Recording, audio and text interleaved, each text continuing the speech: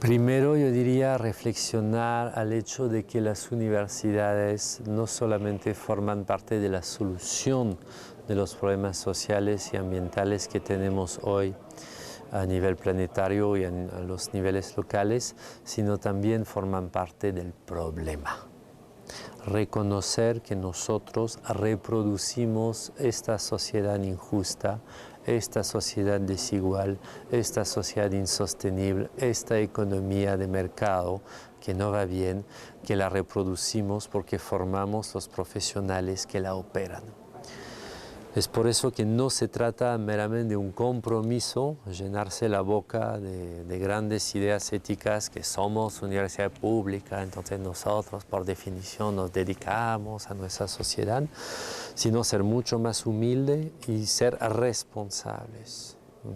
Es decir, responder por los problemas de los cuales nosotros participamos. Una vez que hemos entendido eso, la universidad empieza a reflexionar sobre sí misma, detenerse para reflexionar sus propios impactos negativos, ¿no? Y a partir de ahí, de un autodiagnóstico honesto con sus partes interesadas internas, los estudiantes, los docentes, los administrativos, los directivos, ¿no? Empezar a elaborar los proyectos de mejora continua, porque la responsabilidad social universitaria no cae del cielo, ¿no? Y ya siempre está en marcha y debe mejorar radicalizando los temas que hay que radicalizar, que no son poner el papelito en el bote de basura segregado de diferentes colores, ¿no? Sino hacer que todas las carreras tengan una malla curricular que asegure, por ejemplo, que la educación ambiental esté absolutamente aprendida en todos los egresados de la universidad, cosa que es muchísimo más importante, ¿no?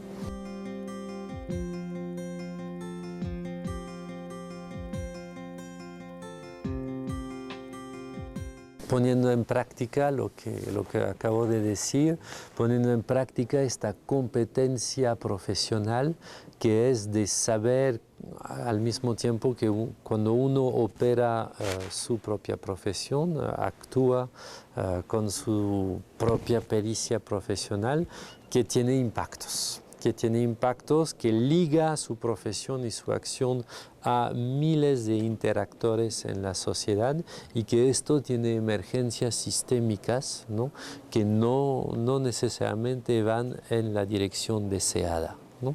A partir de ahí, de ese enfoque sistémico y de ese compartir las emergencias sistémicas de nuestro actuar colectivo, sí se puede operar proyectos muchísimo más inteligentes para cambios sistémicos, porque la responsabilidad social no es un cambio personal en el fondo de mi corazón, esa es la responsabilidad moral.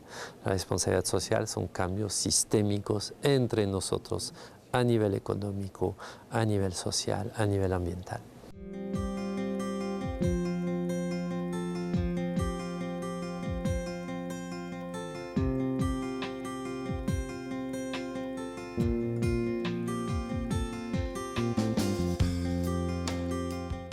Primero, dejar de trabajar a solas.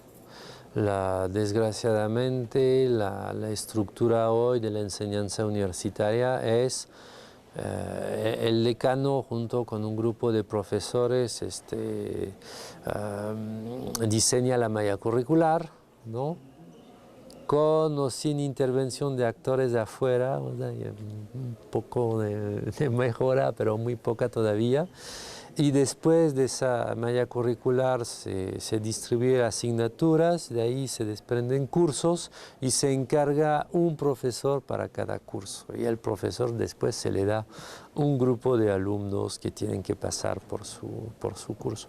Entonces el profesor está a solas. Trabaja a solas, trabaja atomizado, trabaja individualizado y para que procesos de investigación, acción, ¿no? empiecen a operar dentro de la profesionalización, necesitamos trabajar juntos. Necesitamos que cada curso, por ejemplo, esté asumido por un binomio de profesores, ¿no? que ya sería una gran revolución. Necesitaríamos que los grupos de investigación tengan una relación permanente con los docentes de la formación pedagógica para que podamos articular en qué investigación están trabajando ustedes. Ah, esto podría interesar el curso de tal, a ver si los estudiantes les ayudan en esa investigación, porque un estudiante que aprende primero para después conformar un grupo de investigación que investiga segundo, esto no es, ¿no? Desde el inicio de su entrada en la universidad, el estudiante debería ser un investigador, ¿no? Debería resolver problemas en comunidad, debería ser un agente activo para su sociedad, dentro de su alma mater como hacia afuera, ¿no? Y para eso hay que conformar grupos de docentes investigadores que implementen un aprendizaje en escenarios reales de aprendizaje, ¿no? Lo que no quiere decir que vamos a suprimir las aulas y el trabajo teórico en aulas, pero por favor no solamente eso, ni eso como modo preferencial, ¿no? Sé que es muy complicado porque todavía el docente es pagado por sus asignaturas, ¿no?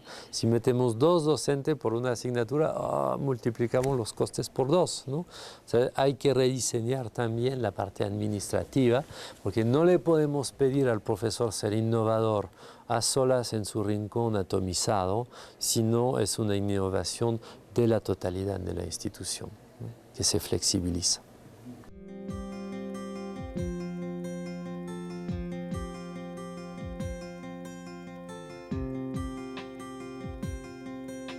Exactamente. Y eso es fácil de decirlo, es difícil de hacer porque no estamos otra vez en esta universidad que trabaja en equipo. Qué pena.